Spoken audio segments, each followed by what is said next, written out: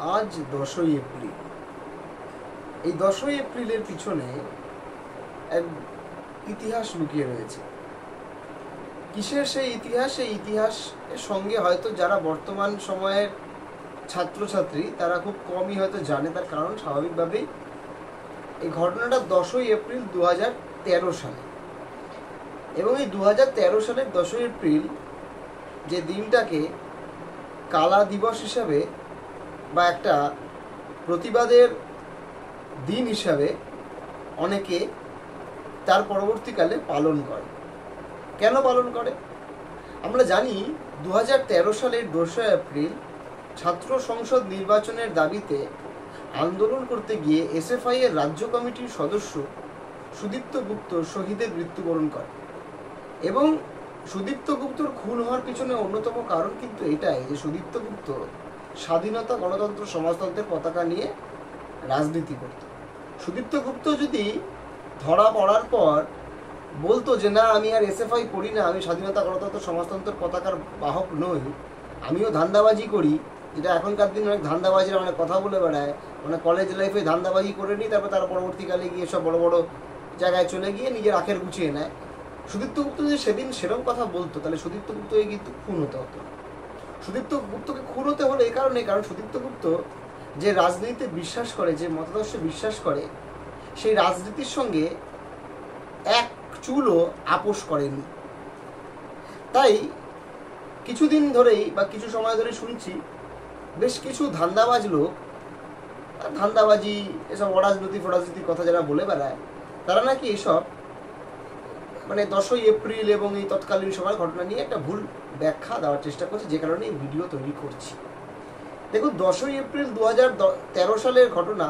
প্রেসিডেন্সিতে তৃণমূলের আক্রমণ, বর্বর আক্রমণ, যে আক্রমণ থেকে তৎকালীন সময়ে dean of arts, register university তারা কেউ ছাড় পায়নি। সেদিন দাঁড়িয়ে আমাদের প্রেসিডেন্সি বিশ্ববিদ্যালয়ের কর্তৃপক্ষ থেকে শুরু করে ছাত্রছাত্রী এবং যারা নন টিচিং স্টাফ তারা ঐক্যবদ্ধ হয়ে তৃণমূলের ওই বর্বর আক্রমণের নিন্দা করেছিল এবং অনেকে প্রতিবাদ করেছিল। তৎকালীন সময়ের যারা নাকি প্রেসিডেন্সির গেট পাহারা দিত, সেই তারা পাপ্পুদা, যার নাম আমরা জানি, সেই পাপ্পুদার মতো লোকেরা তৃণমূলকে রীতিমতো ঢুকতে দেওয়ার ক্ষেত্রে মানে বাধার একটা প্রাচীর হয়ে দাঁড়িয়েছিল। যদিও সেদিন তৃণমূল প্রেসিডেন্সির অভ্যন্তরে ঢুকে ভাঙচুর করে, হামলা করে, একাধিক ছাত্রছাত্রী, তাদের রাজনৈতিক মতামতের থেকে বড় কথা তারা সাধারণ ছাত্রছাত্রী, তারা মার খেয়েছে। কিন্তু এটা মাথায় রাখতে হবে, এই দিন তৃণমূল কেন আক্রমণ করলো। 2013 সালের 2 এপ্রিল সুদীপ্ত গুপ্ত যখন খুন হয়, তার প্রতিবাদে দিল্লিতে বঙ্গভবনে যখন আমাদের রাজ্যের মুখ্যমন্ত্রী, মাননীয় মুখ্যমন্ত্রী মমতা বন্দ্যোপাধ্যায়, যে ছাত্র খুনি, যুব খুনি, শিক্ষক পেটানো মুখ্যমন্ত্রী, সেদিন যখন দাঁড়িয়ে দিল্লি যান, দিল্লিতে বঙ্গভবনের সামনে তাকে বিক্ষোভ দেখায় সাধারণ ছাত্রছাত্রীরা, এসএফআইয়ের নেতৃত্বে। সেই অবরোধ, সেই আন্দোলন যা হয় আর কি, মুখ্যমন্ত্রী মমতা বন্দ্যোপাধ্যায় দেখতেই পারেন যে বাইরে গেলে তো আর সে স্বাভাবিক, তৃণমূল তো একটা স্থানীয় পার্টি, একটা লোকাল পার্টি, তার তো আর বাংলার বাইরে তো কোনো ভিত্তি নেই।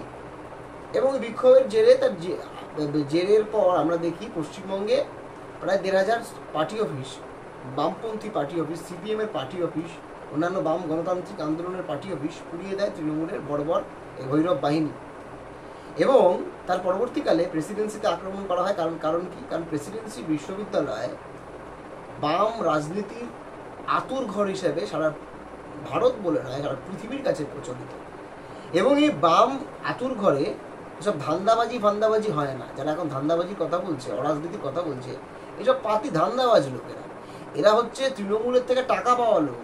আজকের দিনে দাঁড়িয়ে যারা তৃণমূলকে ডিফেন্ড করতে না, মানে যারা এলোমেলো করে দিয়ে লুটে পুটে খাওয়ার মতো সব রাজনৈতিক দল খারাপ, এই ন্যারেটিভে নামে, এরা একদম স্পেসিফিক্যালি তৃণমূলের দালাল, এবং এরা তৃণমূলের টাকা এটা চলে। না হলে এই কথা কেউ বলতে পারে না। যখন এই ধরনের ঘটনা ঘটে যে শিক্ষকদেরকে ফেলে তৃণমূল পিটায়, তখন তৃণমূলের জন্য আমাদের রাজ্যের শিক্ষা ব্যবস্থা ভেঙে চুরমার হয়ে যায়। এবার আসা যাক প্রেসিডেন্সির কথা যেটা বলছিলাম। এই 10ই এপ্রিল 2013 সালে ঘটনার পর সারা গোটা প্রেসিডেন্সি, গোটা পশ্চিমবঙ্গ যখন ঐক্যবদ্ধ হচ্ছে রাজনৈতিক রঙের ঊর্ধ্বে গিয়ে, কিন্তু অবশ্যই আক্রমণের কারণ হচ্ছে রাজনৈতিক রং। রাজনৈতিক রং ছিল বলেই কিন্তু প্রতিবাদ হয়েছিল, রাজনৈতিক রং ছিল বলেই সুদীপ্ত গুপ্ত খুন হয়েছিল। কারণ ওসব অরাজনীতি ফরাজনীতি বলে কিছু হয় না, সব ভাওতাবাজি, ঢপবাজি ছাড়া আর কিছু নেই, ঠিক আছে? এবং যারা এসব অরাজনীতির কথা বলে তাদের ওইসব উত্তরপাড়াতে বাড়ি ফাড়ি আছে, যেখান থেকে তারা এসব নিয়ন্ত্রণ করে আর কি। আর ছোটো ছোটো ছেলে মেয়েদের ভবিষ্যৎ অন্ধকারে পাঠানোর চেষ্টা করে, যার নিদর্শন আমরা দেখেছি। অনেক ধরনের ঘটনাই রয়েছে, সেই ঘটনায় নাই গেলাম, যাদবপুরের থেকে অনেক ধরনের ঘটনা রয়েছে। কিন্তু বড় কথা হচ্ছে এটাই যে 2013 সালের ঘটনার পরে আমরা যখন প্রতি বছর SFI আমরা এই এই এই এই কালা দিবস হিসাবে এটাকে পালন করে গেছি। 2018 সালে আমার নিজস্ব অভিজ্ঞতা, আমার সহ অনেকের অভিজ্ঞতা আছে, আমরা যখন পুলিশের হাতে আক্রান্ত হই, মার খাই, হসপিটালাইজড হই, সেদিন দাঁড়িয়ে গুটি কয়েকজন বাদ দিয়ে, অন্য ছাত্র সংগঠন বা ছাত্র মঞ্চের বাদ দিয়ে, যারা নিশ্চিতভাবে সত্যি কথা বলতে গেলে হতে পারে তাদের সঙ্গে আমার রাজনৈতিক বিভেদ আছে, কিন্তু তারা মানুষের পর্যায়ে পড়ে এবং তাদেরকে আমি ছাত্র আন্দোলনের কর্মী হিসেবে আমি অন্তত মনে করি, বা আমরা তো অনেকেই মনে করে, তারা এসছিল।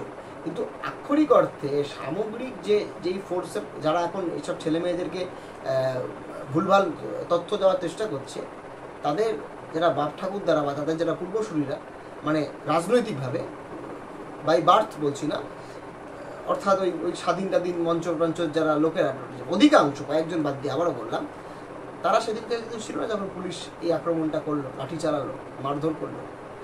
আমার ঠিকই বলার কথা না এইসব ক্যাম্পাসের অভ্যন্তরীণ রাজনীতি নিয়ে কেন বলতে যাবো, এখন পাশ করে গেছি, সবাই প্রায় সমান চোখে, কিন্তু এটা বলার প্রয়োজন আছে। এই যে ঢপবাজির গল্প শুনে আসলাম আমার ছাত্র জীবনে 5টা বছরে, বা এখন লোকে শুনে যায়, এইসব ঢপবাজি, কী ঢপবাজি? প্রেসিডেন্সির গেট থেকে বেরোলে বা কোনো ইউনিভার্সিটির গেট থেকে বেরোলে, বিশ্ববিদ্যালয় বা শিক্ষা প্রতিষ্ঠানের গেট থেকে বেরোতে বোঝা যায়? এসব অরাজনীতি ফরাজনীতি বলে কিছু হয় না। এই পুরোটাই হচ্ছে একটা ভাওতাবাজি, একটা মন গড়া গল্প, যে গল্পের মধ্যে দিয়ে আসলে এলোমেলো করে দিয়ে লুটে পুটে খাওয়ার গল্প। Prestige of the left, privileges of the right, independence in disguise, এই ধরনের রাজনীতি প্রবক্তা যারা আছে তারা করে। আমি আবারও বলছি, ফ্রি থট, ইউনাইটেড থট, তথাকথিত যে লেফট আউটফিট বা রাইট আউটফিট, এর বাইরে গিয়ে কোনো পলিটিক্স থাকতে পারে, এটা নিয়ে কোনো সমস্যা নেই, থাকতেই পারে। সবাইকে এই আউটফিটের মধ্যে আসতে হবে, এর কোনো কথা নেই। কিন্তু এইসব কী কথা যে ইন্ডিপেন্ডেন্ট, এসব কী কথা যে ইন্ডিপেন্ডেন্ট, মুখে ইন্ডিপেন্ডেন্ট কিন্তু আসলে কাজের বেলায় গিয়ে অন্য কথা, এগুলো সম্পূর্ণ ভুয়ো কথা। এবং আমি আবারও বলছি, 2013 এবং 2000 পরবর্তীকালে 2018 যে ঘটনা, এই ঘটনা থেকে স্পষ্ট যে রাজনীতিতে সংগঠিত হওয়াটাই না হতে পারলে সে রাজনীতি কোনোদিন সফল হয় না। অসংগঠিত ক্ষেত্রে রাজনীতি করলে সে রাজনীতি বা সেই আন্দোলন কিছুদিন পর এমনি হাওয়ায় উড়ে যায়। এবং আরও গুরুত্বপূর্ণ কথা, যেটা বারবার যে কারণে আমার এত কিছু বলার, যে সুদীপ্ত গুপ্ত কিন্তু খুন হয়েছিল বলে আমরা পরবর্তীকালে ছাত্র আন্দোলন বা এই ছাত্র সংসদকে কেন্দ্র করে ক্যাম্পাস ডেমোক্রেসি প্রশ্ন, এটা কিন্তু আরও জোরালো হয়েছিল। সুদীপ্ত গুপ্ত খুন হওয়ার কারণ সুদীপ্ত গুপ্ত SFI, সুদীপ্ত গুপ্ত খুন হওয়ার কারণ সুদীপ্ত গুপ্ত স্বাধীনতা, গণতন্ত্র, সমাজতন্ত্রের পতাকা নিয়ে মিছিল করত। সুদীপ্ত গুপ্ত খুন হওয়ার পিছনে অন্যতম কারণ সে সাধারণ ছাত্রত্বের দাবি নিয়ে কথা বলতে। কারণ SFI বা আমাদের বামপন্থী যে ছাত্র সংগঠন, এ তো কোনো মানে এমন কোনো ছাত্র সংগঠন না যা অসাধারণ ছাত্রদের নিয়ে কাজ করে। সাধারণ ছাত্রদের যে স্লোগান, স্বাধীনতা, গণতন্ত্র, সমাজতন্ত্র স্লোগান, এই স্লোগানটি SFI স্লোগান। এবং এই 10ই এপ্রিল মানে প্রেসিডেন্সির জন্য বা প্রেসিডেন্সির সঙ্গে জড়িয়ে থাকা প্রাক্তনী, বর্তমান বা এই পুরো ফ্যাটার্নিটির সঙ্গে যুক্ত থাকা মানুষের কাছে অত্যন্ত একটা কালো দিন। এবং প্রেসিডেন্সি কোনোদিনই এই তৃণমূলের এই অত্যাচার, তৃণমূলের এই নির্মমতা, তৃণমূলের এই তথাকথিত নৈরাজ্য, ছাত্র পিটানো, ছাত্র খুন করা, শিক্ষা আক্রমণ, এগুলো কোনোদিন সমর্থন করে না। তাই প্রেসিডেন্সি তৃণমূল বিজেপির মতো রাজনীতিকে কোনোদিন প্রশ্রয় দেয় না। এর কারণ এই নয় যে তৃণমূল বা বিজেপির রাজনীতিটা কম ব্রাইট বা একটু ডাল বেশি বা তার দেখতে খারাপ বা ভালো, এরকমটা নয়। তার রাজনৈতিকভাবে, রাজনৈতিক কারণে এটা করে না। এবং প্রেসিডেন্সি বিশ্ববিদ্যালয় তো নিশ্চিতভাবে রাজনৈতিকভাবে এই বাম রাজনীতি, সংগঠিত রাজনীতি, এর মতাদর্শ চর্চা হওয়ার রাজনীতির আতুরঘর।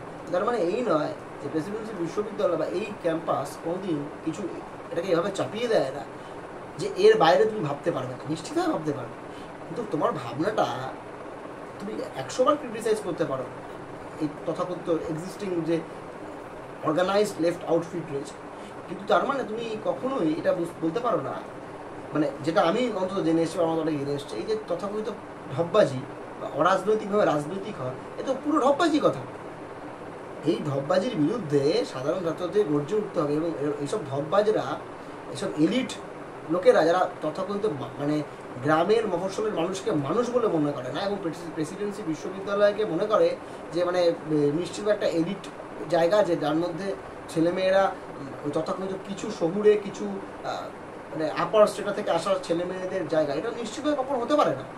একটা বিশ্ববিদ্যালয়, একটা শিক্ষা প্রতিষ্ঠানের সমস্ত শ্রেণীর, সমস্ত বর্ণের, সমস্ত জাতের, সমস্ত লিঙ্গের, সমস্ত জায়গার, সমস্ত ভাষাকে বলে এমন মানুষ বা এমন ছাত্রছাত্রী, সবার সমান অধিকার আছে। এই সমান অধিকারের কথা বলতে গেলে রাজনৈতিক কথা উঠে আসবে, মতাদর্শের কথা বলবে। রাজনীতি থেকে বলতে মতাদর্শ ছাড়া রাজনীতি হয় না। যারা মতাদর্শ যাদের নেই তারা ঢপবাজি, ধান্দাবাজিকে অবলম্বন করে চলে। তাই 10ই এপ্রিল কখনোই ভোলে না তৃণমূলের ওই আক্রমণকে। 10ই এপ্রিল মানে আসলে তৃণমূলের নৈরাজ্যের বিরুদ্ধে সাধারণ ছাত্রছাত্রীদের সংগঠিত আকারে, আবারও বললাম স্পেসিফিক্যালি সংগঠিত হয়ে বামপন্থী মতাদর্শকে আরও শক্তিশালী করে এইসব নৈরাজ্যবাদী ফ্যাসিস্ট শক্তি এবং এই ঢপের চপ যারা আছে তাদের বিরুদ্ধে ঐক্যবদ্ধ হওয়ার চিরকাল কথা বলেছে, আগামীতেও।